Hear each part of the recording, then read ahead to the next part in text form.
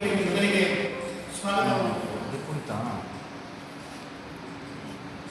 ಮತ್ತು ವೇದಿಕೆ ಮೇಲೆ ನನ್ನ ಬಲಭಾಗದಲ್ಲಿ ಮುಂಗಾರನ್ನು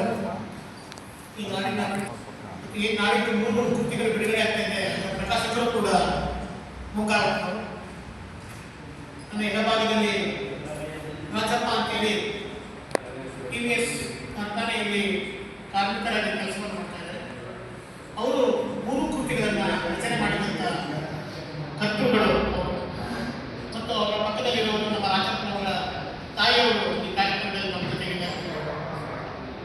ನೀಲಮ್ಮನವರು ನಮ್ಮ ಜೊತೆಗಿದ್ದಾರೆ.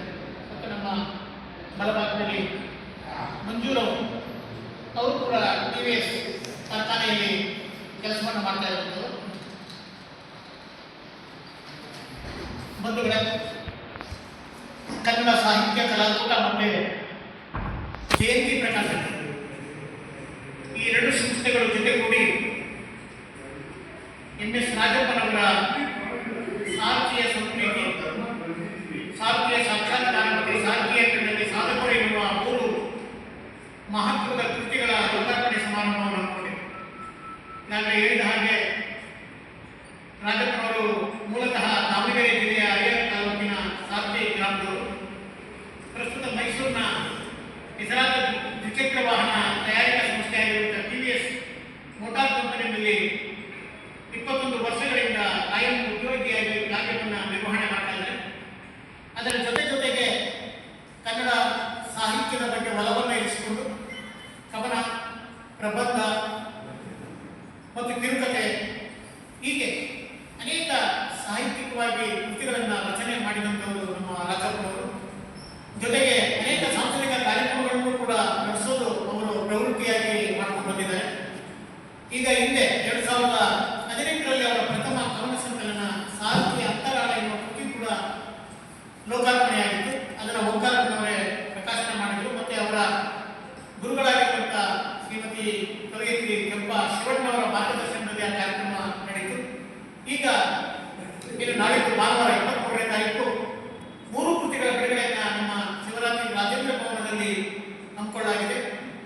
ಈ ಕಾರ್ಯಕ್ರಮದಲ್ಲಿ ಆ ಕೃತಿಗಳ ಬಿಡುಗಡೆಯನ್ನು ಮಾಡಲಿಕ್ಕೆ ಈ ನಾಡಿನ ಹೆಸರಾಂತ ಸಾಹಿತಿಗಳು, ಸಂಸ್ಕೃತ ವಿಶ್ವವಿದ್ಯಾನಿಲಯದ ವಿಶ್ರಾಂತ ಕುಲಪತಿಗಳಾಗಿರುವಂಥ ಡಾಕ್ಟರ್ ಪದ್ಮಾಶೇಖರ್ ಅವರು ಆ ಕಾರ್ಯಕ್ರಮದಲ್ಲಿ 3 ಮಹತ್ವದ ಕೃತಿಗಳನ್ನು ಮತ್ತು ಕಾರ್ಯಕ್ರಮದ ಉದ್ಘಾಟನೆಯನ್ನು ಮಾಡಿದ್ದಾರೆ.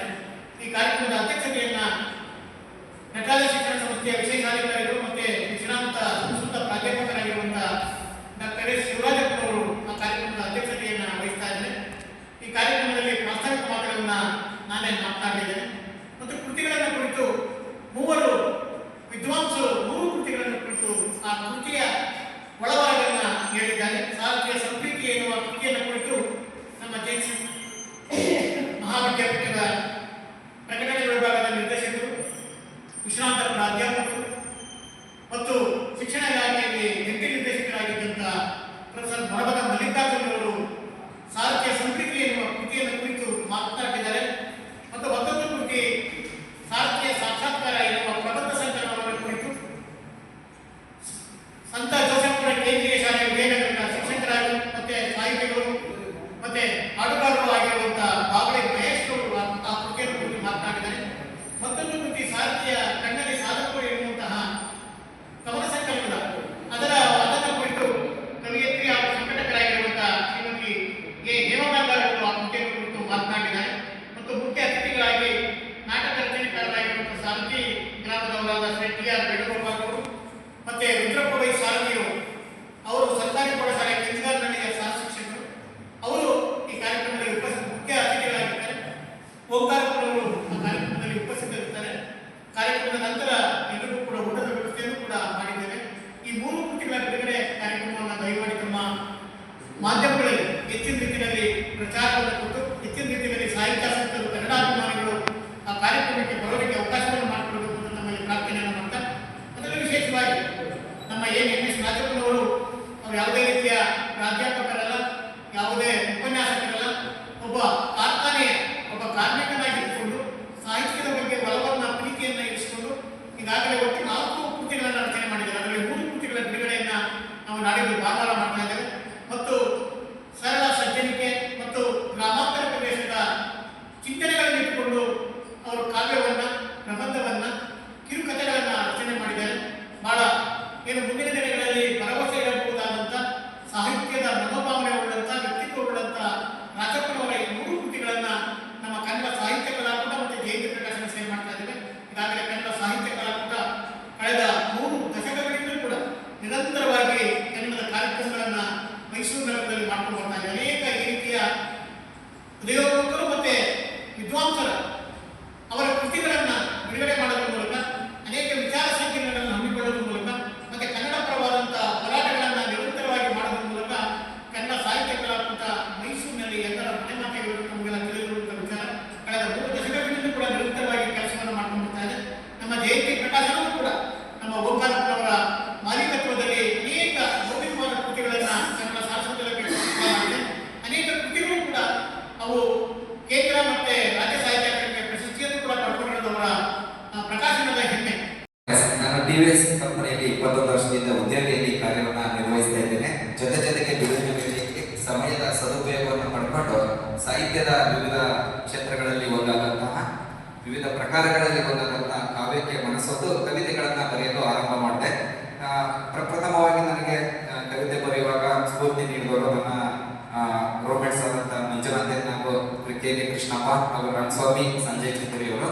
ಇವರ ಒತ್ತಾಸೆಯಿಂದಾಗಿ ನಾನು ಹೊಯ್ಸಳ ಕನ್ನಡ ಸಂಘದ ಸಚಿವರಿಂದ ಸರ್ದಾರ ಅನಿಸಿಕೊಂಡಿರತಕ್ಕಂಥ ರಂಗನಾಥ್ ಮೈಸೂರು ಅವರು ನಡೆಸಿದ ಒಂದು ದಾಂಪತ್ಯ ಗೀತೆ ಕವಿಗೋಷ್ಠಿಯಲ್ಲಿ ಭಾಗವಹಿಸಿ ದಾಂಪತ್ಯದ ಬಗ್ಗೆ ಒಂದು ಕವಿತೆಯನ್ನ ಬರೆದೆ. ಅಂದಿನಿಂದ ನಾನು ಕವಿತೆಗಳನ್ನ ಬರಿತಾ ಹೋದೆ. ಇದರ ಪರವಾಗಿ 2018ರಲ್ಲಿ ಫೆಬ್ರವರಿ 24ರಂದು ಶಾರದಾ ಕಲಾ ಕಾಲೇಜಲ್ಲಿ ನನ್ನ ಪ್ರಥಮ ಕವನ ಸಂಕಲನ ಸಾರಥಿ ಅಂತರಾಳ ಬಿಡುಗಡೆ ಆಯಿತು. ತುಂಬಾ ಮನಸ್ಸಿಗೆ ಸಂತೋಷವನ್ನು ಉಂಟು ಮಾಡುವಂತಹ ಕ್ಷೇತ್ರ ಸಾಹಿತ್ಯ ಕ್ಷೇತ್ರ. ನಾವು ಇದರಿಂದ ಏನೇ ಮಾಡ್ತಾ ಇರ್ಬೋದು, ಒಳ್ಳೆ ಹೆಸರು ಮಾಡ್ಬೋದು. ಸುಮಾರು ದೊಡ್ಡ ದೊಡ್ಡ ವ್ಯಕ್ತಿಗಳ ಪರಿಚಯ, ಅವರ ಒಂದು ಮಾರ್ಗದರ್ಶನದಲ್ಲಿ ನಾವು ನಮ್ಮ ಜೀವನದ ಸಂಸ್ಕೃತಿಗಳನ್ನ ಕಟ್ಟಿಕೊಳ್ಬೋದು. ಕೇವಲ ಕಾರ್ಖಾನೆ ಹೋಗ್ತೀನಿ, ಕೆಲಸ ಮಾಡ್ತೀನಿ, ಸಂಬಳ ಬರುತ್ತೆ, ಅದು ಖುಷಿ ಪಡೋಲ್ಲ. ಸಾಹಿತ್ಯದಲ್ಲಿ ಒಳಗಿಸ್ಕೊಂಡು ಅನೇಕ ದಿಗ್ಗಜರನ್ನ ಭೇಟಿ ಮಾಡಿದಾಗ ಅವರ ಮಾರ್ಗದರ್ಶನಗಳು ಇವುಗಳು ನನಗೆ ತುಂಬಾ ಸ್ಫೂರ್ತಿಯನ್ನ ನೀಡ್ತೇವೆ. ಈಗ ನಾನು ಪ್ರಸ್ತುತ 3 ಕೃತಿಗಳನ್ನ ಲೋಕಾರ್ಪಣೆ ಮಾಡೋಕ್ಕೆ ಹೊರಟಿದ್ದೇವೆ. ಹಿರಿಯ ದಿಗ್ಗಜರಾದಂತಹ ಚಂದ್ರಶೇಖರ್ ಸರ್ ಅವರು ಹಾಗೂ ಓಂಕಾರಪ್ಪ ಅವರ ಇವರ ಸಂಯುಕ್ತ ಆಶ್ರಯದಲ್ಲಿ 3 ಕೃತಿಗಳು ಲೋಕಾರ್ಪಣೆ ಆಗ್ತವೆ. ಈ ಒಂದು ಕಾರ್ಯಕ್ರಮದ ಯಶಸ್ವಿಗೆ ಕಾರಣ ಆಗಬೇಕು.